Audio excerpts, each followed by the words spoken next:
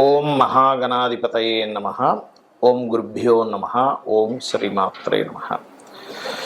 మనం ఈరోజు శని గురువులు ట్రాన్సిట్లో గోచారంలో ఒకే రాశి మీద పడ్డప్పుడు 12 లగ్నాల వారికి ఎటువంటి ఫలితాలు జరుగుతాయి.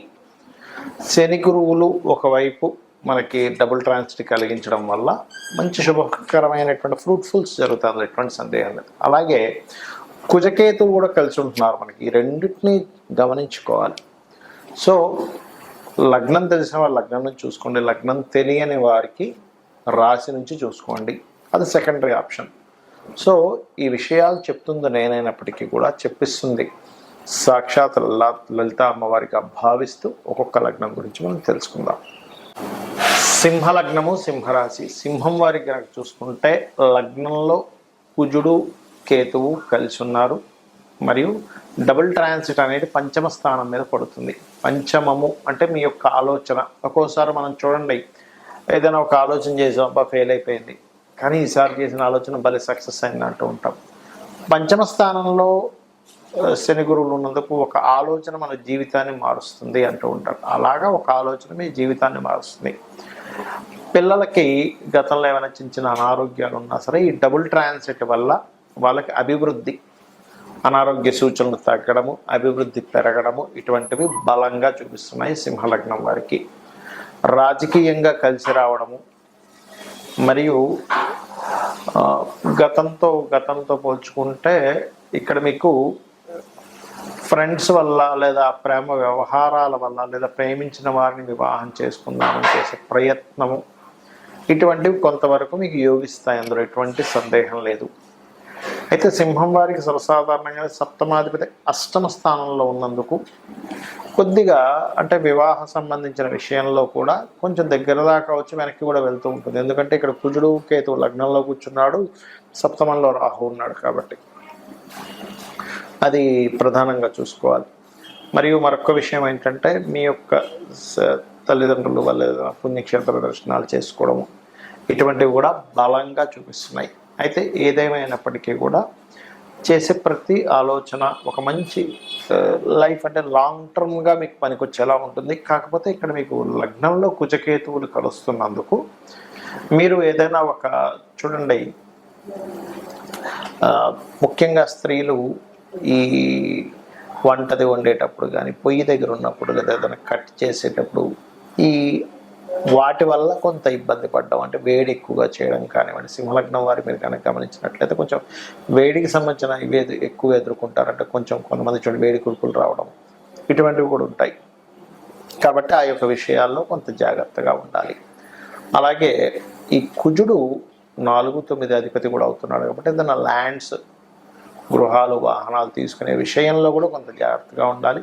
కాకపోతే ఇది ఒక ఆధ్యాత్మిక యోగానికి వాటికి కూడా తోడ్పడుతుంది. ఇక మీరు చేయవలసినటువంటి దేవత ఆరాధన ఏమిటి అని చెప్పి చూసుకున్నట్లయితే మీరు ఎక్కువగా దక్షిణామూర్తి యొక్క ఆరాధన చేయండి, కుజకేతు గ్రహాల దగ్గర దీపారాధన చేయండి, ఖచ్చితంగా అన్ని విధాలా బాగుంటుంది.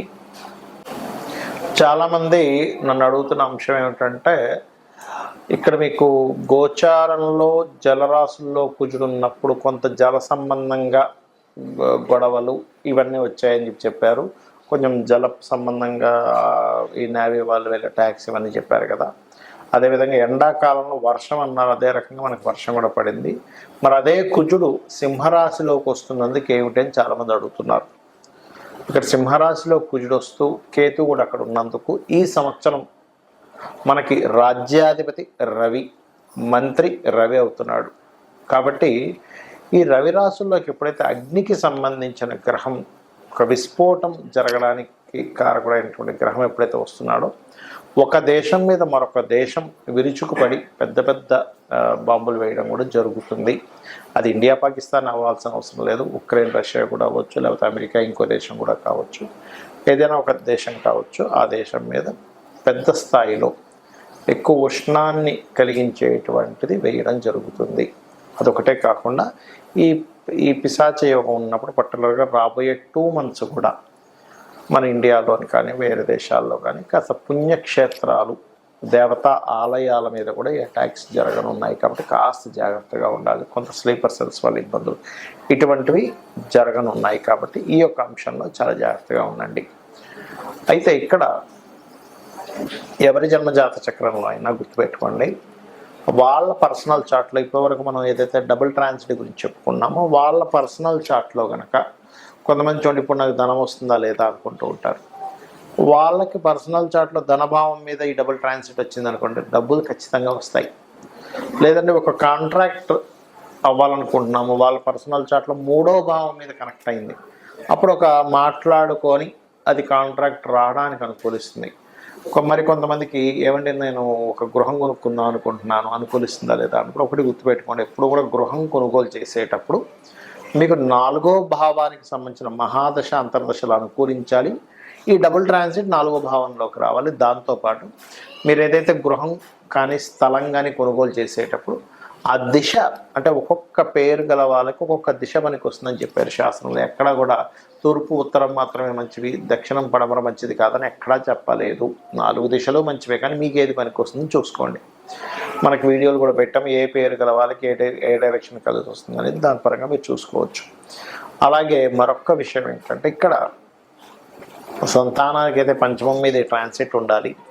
రుణములు లభించాలంటే కూడా ట్రాన్సిట్ ఉండాలండి. మనం ఒక్కోసారి లోన్స్ కోసం మనం ప్రయత్నం చేస్తుంటాం, ఒక్కోసారి లోన్స్ రావు, కానీ రుణం లభించాలంటే 6వ భావం మీద ఉండాలి, రుణం తీర్చాలంటే 5వ భావం మీద ఉండాలి. అయితే ఇక్కడ మనము ట్రాన్సిట్ రావడం ఒక ఎత్తు అయితే కొన్ని పనులు అవ్వడానికి లలితాంబిక అమ్మవారి యొక్క అనుగ్రహం కలిగితే కూడా పనులు అయిపోతాయి. అవి ఎలాగా అంటే ఇప్పుడు ఫైనాన్షియల్గా ఇబ్బంది పడుతున్నారు, ఓం సంపత్కరీ సమారూఢ సింధుర వ్రజ సేవితాయ నమః చేసుకోండి. లేదంటే ఉద్యోగం రావట్లేదండి, చాలా ఇబ్బంది పడుతున్నారు అనుకునేటువంటి వారు ఓం శ్రీమాత శ్రీ మహారాజ్ని శ్రీమత్ సింహాసనేశ్వరి నమః అని చేసుకోవచ్చు. లేదా ఓం మాణిక్య మకుటాకార జానుద్వయ విరాజితాయ నమః అని చేసుకోవచ్చు. మరి కొంతమందికి సంతానం ఉండదు, అలాంటి వారు దత్తాత్రేయుడిది దిగంబర శ్రీ పాదవల్లభ దిగంబర అనే మంత్రం చేసుకోండి.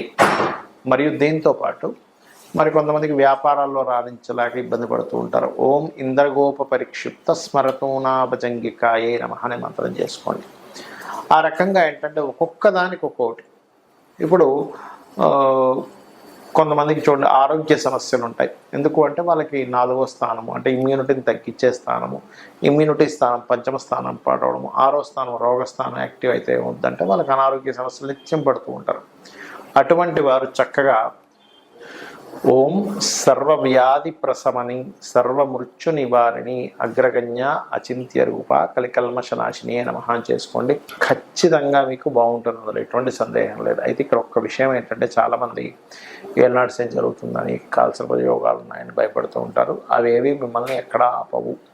ఖచ్చితంగా మీరు చేసేటువంటి కర్మ ఏదైతే ఉందో దాని రిజల్ట్ మాత్రమే గ్రహాలు ఇస్తూ ఉంటాయి.